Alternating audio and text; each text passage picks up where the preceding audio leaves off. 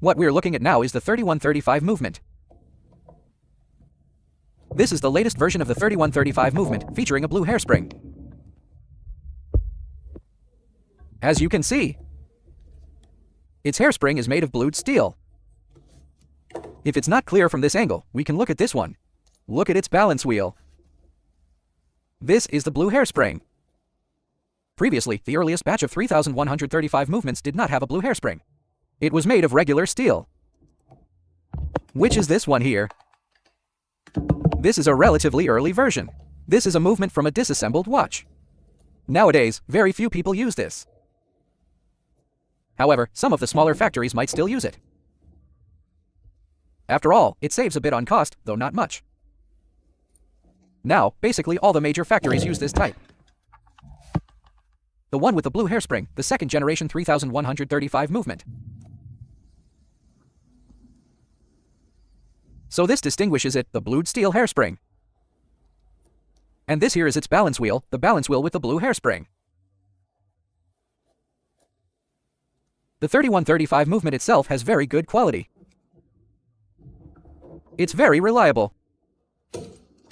The return and repair rate is very low.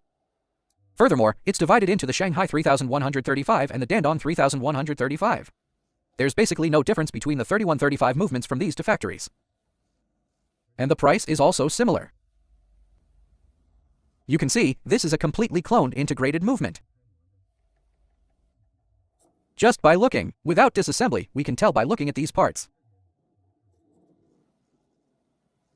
Some people say it's a modification of another base movement. That's completely untrue. Basically, most of its parts are interchangeable with the genuine Swiss 3135 movement. You can see its construction. It's not based on or modified from any other movement. It's a true clone of the 3135.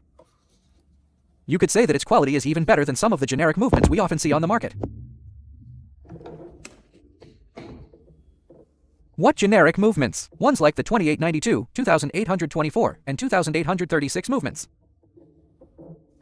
Even those kinds of movements can sometimes have issues. Of course, saying it has good quality doesn't mean it will never have issues. Occasionally, minor problems can occur. But the issues are not significant. You see, this one has deep engravings. It's a movement with engraved text. It's different from movements like the 9015, 4302, or 3120. The text on those movements is printed, whereas the 3135 comes with engravings right from the factory. This is very well done. So no post-production modification is needed from our side. However, where's the difference? The difference is, you see, there's a regulator here. The genuine one has a single regulator. And it has a slot. This one's regulator is made to look similar to the regulator on a generic 2824 movement. So the regulator system is definitely a simplified version. However, it's used in watches with a solid caseback. Generally, watches with the 3135 movement have solid casebacks. So you can't see it, which means it's not a major issue. The most important thing is what? When you're setting the time, right? The date.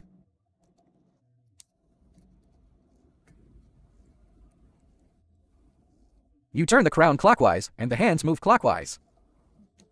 Then the date changes with an instantaneous jump. Right? It's been made to function just like the original. If it were a movement like the 2836 or 2824, it wouldn't work this way. When you set the time on those, you turn the crown clockwise, but the hands move counterclockwise. Let's take a look. This is a 2836 movement. The method for setting the time is different. If we turn it counterclockwise like this, its hands move clockwise. If we turn the crown clockwise, the hands move counterclockwise. This one is completely different. Turn counterclockwise, it moves counterclockwise. Turn clockwise, it moves clockwise. So that's a key difference compared to the 2836. Actually, the application range for this 3135 movement is quite limited now. One is the Submariner, the older model of the Submariner. The 40mm version, and also the older model of the Yachtmaster. It's basically used in these watches, the Yachtmaster, Submariner, and other diver series. The new 41mm Submariner and the new Yachtmaster now all use the 30 to 35 movement. They have all been upgraded to the 30 to 35. Therefore, the 3135 is used much less frequently now. Now let's look at the finishing on its bridges, that is, the material and workmanship. Looking at the material, there is still a noticeable difference compared to the genuine 3135 movement. The workmanship and polishing are not as good, not as refined.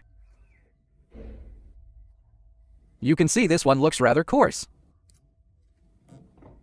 The genuine 3135 movement, on the other hand, is polished exceptionally well, and its bridges have a certain shine to them. It has that kind of vibrant, colorful feel.